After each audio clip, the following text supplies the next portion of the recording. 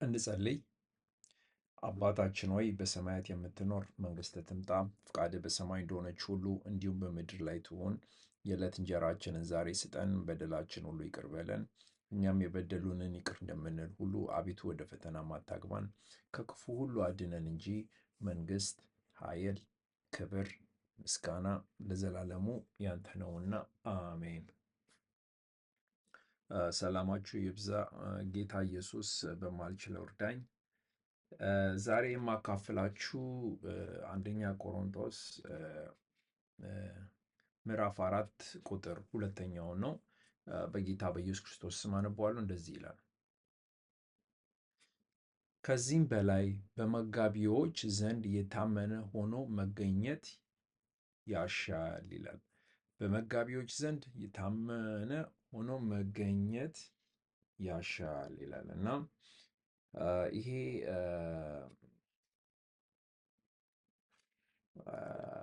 አሁን እዚህ ላይ ምን ይላል? በመጋቢዎች ዘንድ የታመነ ሆኖ መገኘት ያሻል። የታመነ ሆኖ መገኘት ያሻል። አሁን ይሄ ምንን ያመለክታል? የታመነ ሆኖ መገኘት ያሻል ይላል። በመጋቢዎች ዘንድ የታመነ ሆኖ መገኘት ያሻል። ይህን በሚልበት ጊዜ የታመነ ማለትም የታመነ ማለት መጋቢ ማለት ነው እና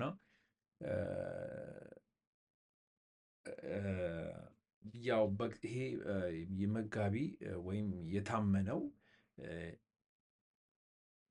በእግዚአብሔር ያለ ነገርን ማስተካከል የሚችል ማለት ነው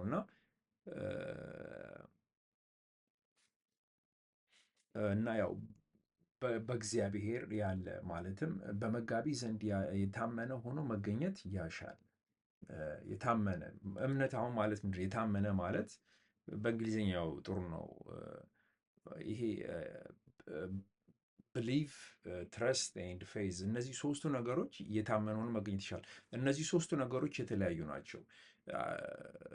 አይ ብሊቭ ስል ምን ማለታችን ነው? አምናለሁ አቢሊቭ ስንል አንድ ነገር የምናስበው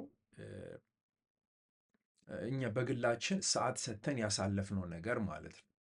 ስለዚህ አይ ብሊቭ ዲስ ካለን አይ ብሊቭ ጂሰስ ካለን ለኢየሱስን ለማሰብ አውርደን አውጥተን ብዙ ነገር አድርገናል ማለት ነው። አሁን ለምሳሌ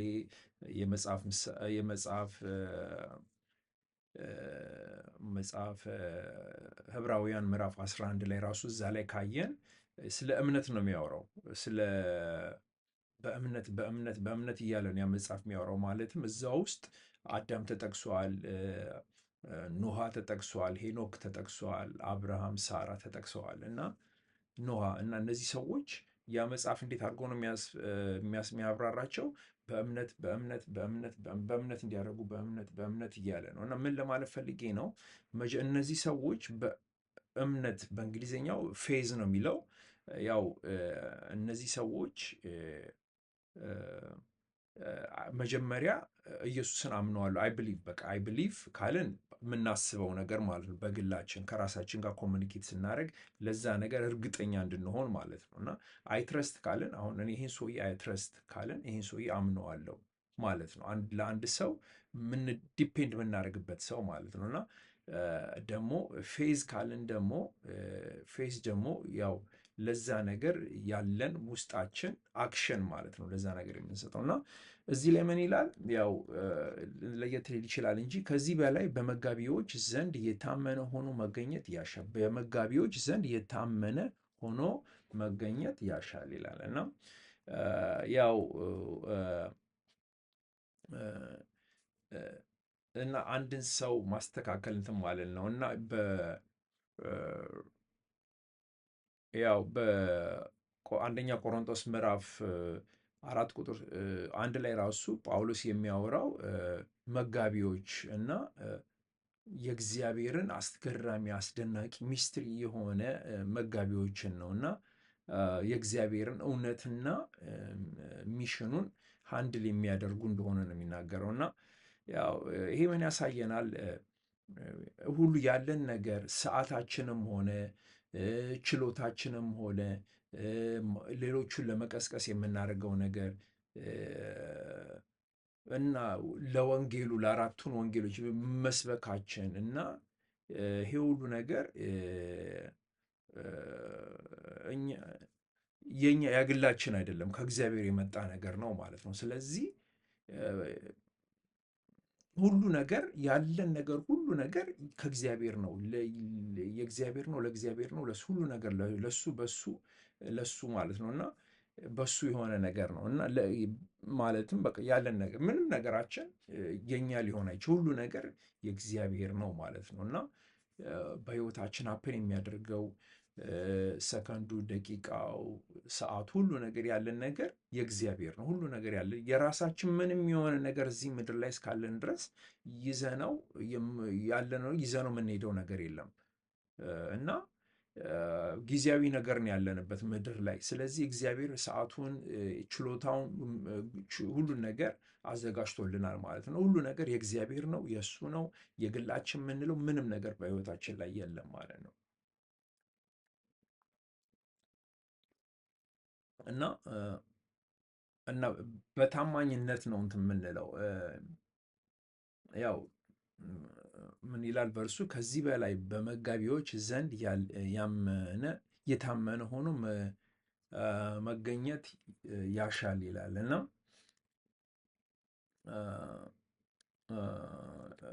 የታመነ ሆኖ መገኘት ያሻል ምን ማለት ነው?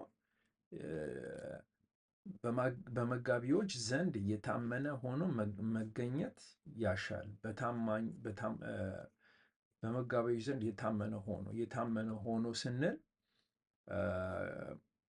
ይሄ ችሎታን አይደለም የሚያሳየው፣ ወይም በጣም የታወቀ ነገርን አይደለም፣ ወይም ሰክሰስፉል መሆን ሳይሆን በእምነት ማለት ነው። በቃ በእምነት ነው። ቅድም የተናገርኩት ነው። ብሊቭ፣ ትረስት ኤንድ ፌስ። ስለዚህ እነዚህ ሶስቱ የተለያየ አይነት ነገር ነው ያላቸው። ብሊቭ የምናስበው፣ ትረስት አንድ ነገር ላይ ዲፔንድ የምናደርገው፣ ፌዝ ደግሞ የአክሽን ጉዳይ ነው። የሀብ ፌዝ ብለን ቀጥ የምናደርገው እና ያው ሰዓት የምንሰጠው እና ስለዚህ አሁን እዚህ ላይ ምንድን ነው የሚያወራው? በእንትን በሚልበት ጊዜ በመጋቢነት ዘንድ የታመነ ሆኖ መገኘት ይሻል ይላል እና ያው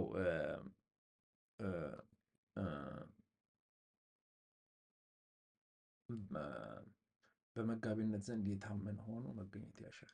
በመጋቢነት ዘንድ የታመነ ሆኖ እና እግዚአብሔርን መገዛት አንድ ነገር በማናይበት ጊዜ እና ለእግዚአብሔር ታማኝ መሆን ማለት ነው እና ለእግዚአብሔር መቆም፣ ለሰው አመለካከት ለሰው እንትን ሳይሆን ለእግዚአብሔር ታማኝ እና መሆኑ መቆም ማለት ነው እና ይሄ ምንን ያስተምረናል? እግዚአብሔር እንደዚህ ብሎ አይጠይቀንም። እግዚአብሔር የታመንን ሆነ እስከቆምን ድረስ ለሰው መቆም የለብንም ማለት ነው እና እግዚአብሔር አንተ እኮ አስደናቂ ኢምፕሬሲቭ ነበር ካይልም እግዚአብሔር እና ምንድን ነው እግዚአብሔር የሚጠይቀን? እግዚአብሔር በቃ አንተ ታማኝ ሆነሃል ነው እንጂ የሚጠይቀን እግዚአብሔር ታማኝ ነበርክ ይላል። አሁን አዳምና ሔዋንን እኮ እግዚአብሔር በገነት ሴጣን ካሳሳታቸው በኋላ ምንድን ነው ያላቸው? አዳም የት ነው? የመጀመሪያው ጥያቄ ዌር አር ዩ ነው። በቃ የመጽሐፍ ቅዱስ ካልተሳሳትኩኝ የመጀመሪያው ጥያቄ ዌር አር ዩ ነው እና ምን ለማለት ፈልጌ ነው? እግዚአብሔር ሲጠይቃቸው እንደዛ ነው። እግዚአብሔር እኮ አዳምና ሔዋን ምን እንዳደረጉ የት እንደነገሩ የሁሉ ነገር ያውቃል። አልፋም ኦሜጋም እግዚአብሔር የሁሉ መጀመሪያውን መጨረሻውንም ያውቃል እና እያወቀ ነው እግዚአብሔር የሚጠይቀው። ብዙ ጊዜ እያወቀ ነው እና እግዚአብሔር ታማኝ ነው ወይ ብሎ ነው የሚጠይቀን እና እግዚአብሔር ሁሉን ነገር እያወቀ ይጠይቃል እንደማያውቅ። በቃ እግዚአብሔር ያው መጀመሪያውንም መጨረሻውንም ስለሰራ ማለት ነው እና ጳውሎስ እዚህ ላይ የሚያደርገው ምንድን ነው? እያስተካከለ ነው ካልቸርን እና የቆሮንቲያን ሰዎች እና ያው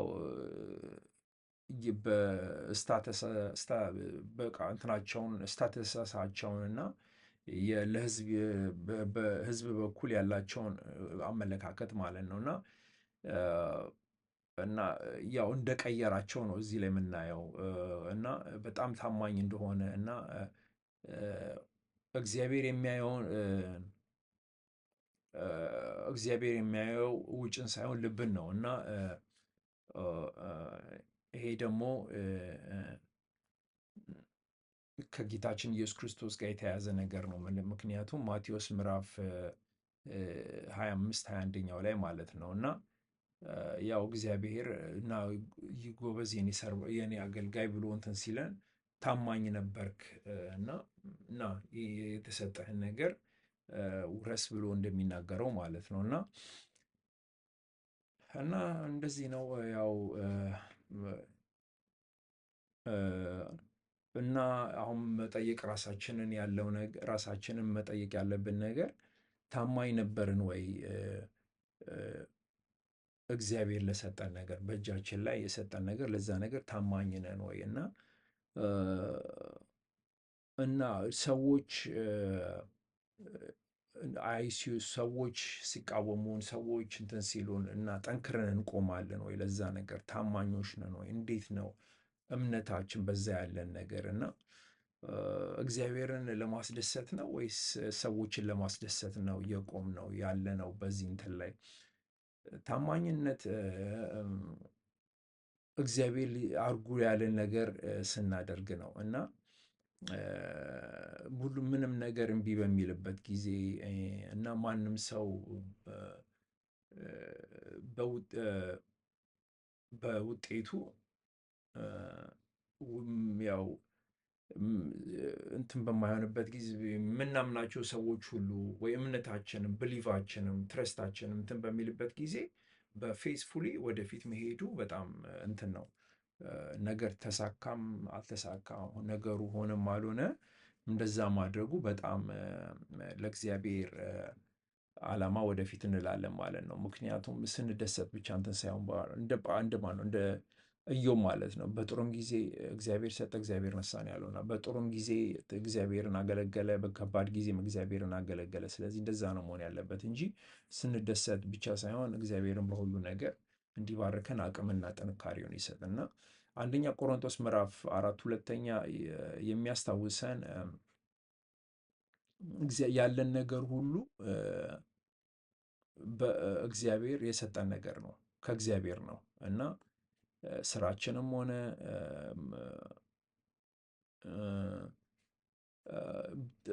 ሰክሰስፉል ሆነን ወይ በስራም በኩል ታወቀን አልታወቀን ታማኝ መሆኑ መቆዩ ለእግዚአብሔር ምን ያህል እንትን እንደሆነ ይነግረናል እና እግዚአብሔር እግዚአብሔር ፐርፌክት ሆነን እሱን ሳይሆን የሚያየው ፕሪፎርማንሳችንን ነው እና ስንቀጥል ሳናቋርጥ እና ወደፊት ስንገሰግስ ስንገዛው ለእግዚአብሔር ያለን አእምሮና ልብ እውነት ትክክል ጥሩ ሲሆን እግዚአብሔር ይሄ ነገር እንደሚያስደስተው እና ያው ፕሊስ እንደሚያደርገው እግዚአብሔር ይነግረናል እና ያው እንግዲህ ምን ይላል አንደኛ ቆሮንቶስ ምዕራፍ 4 በጌታ በኢየሱስ ክርስቶስ ስም አነበዋለሁ። ከዚህም በላይ በመጋቢዎች ዘንድ የታመነ ሆኖ መገኘት ያሻል ይላል። እሺ እንጸልይ። አባታችን ሆይ በሰማያት የምትኖር መንግሥትህ ትምጣ፣ ፍቃድህ በሰማይ እንደሆነች ሁሉ እንዲሁም በምድር ላይ ትሁን። የዕለት እንጀራችንን ዛሬ ስጠን፣ በደላችን ሁሉ ይቅር በለን እኛም የበደሉንን ይቅር እንደምንል ሁሉ፣ አቤቱ ወደ ፈተና አታግባን ከክፉ ሁሉ አድነን እንጂ መንግሥት፣ ኃይል፣ ክብር፣ ምስጋና ለዘላለሙ ያንተ ነውና አሜን። እግዚአብሔር ከእናንተ ጋር ይሁን።